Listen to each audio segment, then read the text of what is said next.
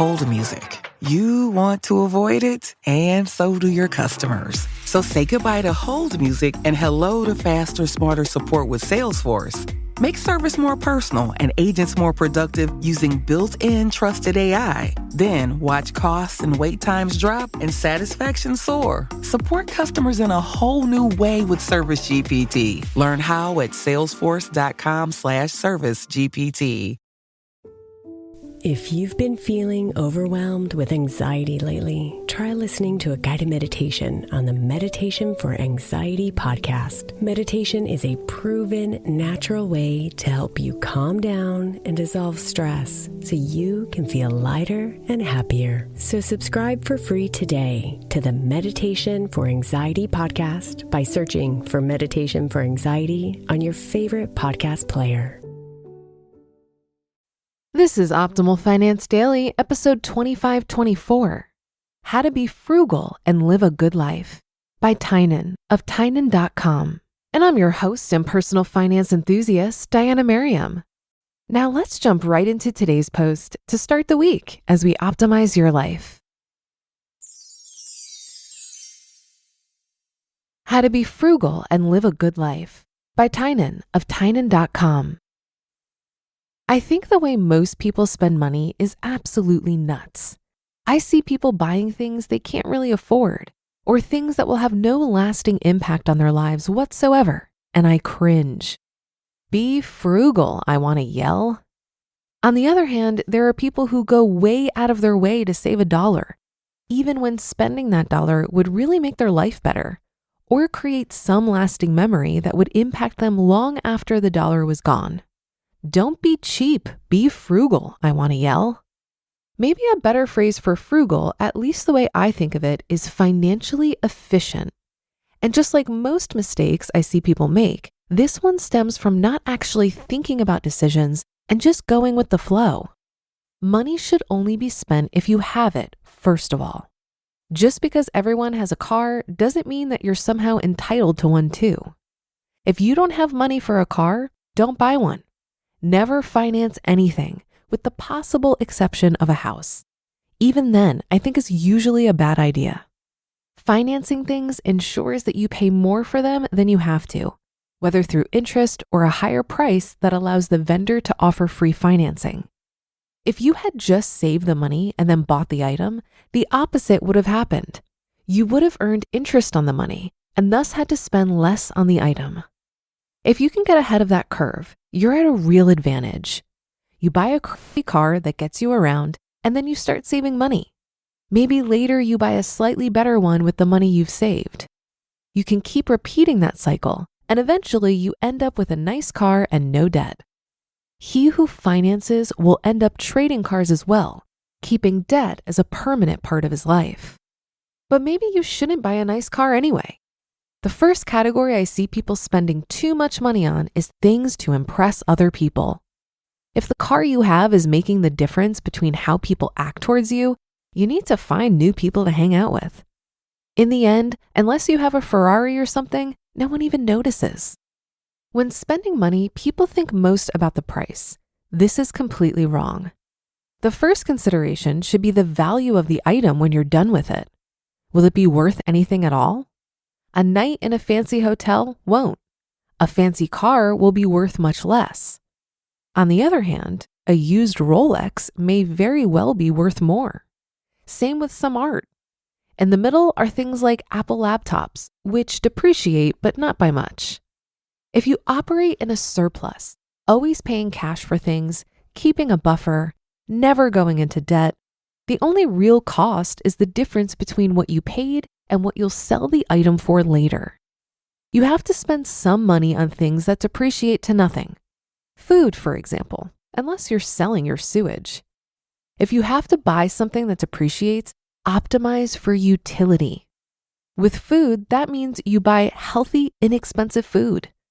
Unhealthy food actually depreciates beyond zero because it damages you and causes medical bills down the road. Experiences and travel depreciate to zero, but are often worth spending money on. The key is to spend money on the things that make the expenditure worth it. Your trip to Japan will be remembered forever because of the people you spend time with and the culture and nature you see. A fancy hotel will be forgotten. Education, even if it's not going to lead to an income, can be worth spending money on. I paid to have a one-on-one MMA lesson from a fighter I admire. I'll probably never even fight, but it was worth the money to see the world from a different perspective and understand what fighting is all about. Experiences and education are methods of transferring financial value into personal value. You become a better person by going through them. On the other hand, that doesn't mean that every experience or educational opportunity is worth the cost. The only reason I haven't gone back to Burning Man for a full week is because I don't think it's worth the money for a week compared to other experiences I could have. College has a lot of value, but I think it's radically overpriced. $50,000 a year could buy you 1,000 hours of one-on-one training with experts at $50 an hour. Instead, you get bulk training, a fun social environment, and no flexibility. The key to a good life is thinking about one's decisions rather than going on autopilot. This extends to financial decisions. Build a surplus rather than debt. Focus on the cost of things, not the price. Spend on experiences and education when it's a good value. You just listened to the post titled, How to Be Frugal and Live a Good Life by Tynan of Tynan.com. We talk about finances here on the show every day, but there's always more to learn. And lately, I'm proud to say that my own knowledge of economics has reached a new level thanks to our sponsor, Masterclass. Masterclass is an app and streaming platform that makes a meaningful gift this season because you can help a loved one learn a new skill from the world's best performers. It's like Masterclass instructors are your own personal mentors, providing content and videos that are going to help you reach the next level. For just $10 a month, there are 11 categories and over 180 masterclasses to pick from, with new classes added every month, like Paul Krugman's class, which helped me gain a better understanding of global economics, something that has absolutely influenced my personal finance decisions. This holiday season, give one annual membership and get one free at masterclass.com/optimalfinance. Right now, you can get 2 memberships for the price of one at masterclass.com/optimalfinance. Masterclass.com/optimalfinance. Offer terms apply. Labor strikes, climate change, your beat up office printer. What do they all have in common? Come on, it's about the money. Economics is everywhere and everything, fueling our lives, even where we least expect it. If you're a fan of Optimal Finance Daily and are curious to learn something new and exciting about economics every week, I recommend you listen to the Planet Money podcast from NPR. Planet Money is a different kind of world where the complex economy actually makes sense. Listeners can learn, laugh, and be entertained. And in addition, I find it to be really educational. Money can be confusing, and Planet Money is great at providing straightforward explanations for how money is really moving in ways we're usually kept in the dark about. The Planet Money team lives to tell a good story in around 30 minutes. It's econ for the rest of us. Tune in to Planet Money every week for entertaining stories and insights about how money shapes our world, stories that can't be found anywhere else. Listen now to Planet Money from NPR, wherever you get your podcasts. The balance between being cheap and being frugal as a way to live below your means is something I've long struggled with. For me, a big part of it is not being sure if I'll get the appropriate amount of value out of an expense. If I knew with 100% certainty that a product, service, or experience was worth it, I'd like to believe that I'd spend the money with no hesitation.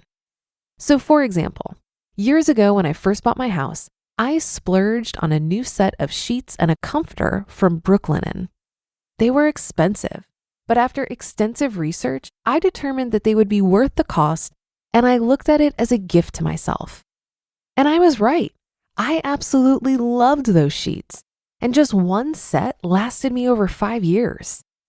Unfortunately, while they were on their last leg, one of my cats tore a hole in them, and I hemmed and hawed about buying new ones. I ended up buying a few different sets of cheaper sheets, hoping that I was wrong about those luxurious sheets and I wouldn't notice too much of a difference. Well, now that I'm spoiled by nice sheets and there is such a noticeable difference, I can say with even more certainty that they are worth the expense. So we bought a new set of Brooklinen sheets. It may seem silly to put so much thought into a relatively insignificant purchase. If you know you like something and you can afford it, just buy it. And while in some ways I do overthink purchases, I think it's worth it to be sure that I'm spending on things I really value. And that's a wrap for another Monday show. Have a great rest of your day and start to your week. And I'll be back tomorrow, as usual, where your optimal life awaits.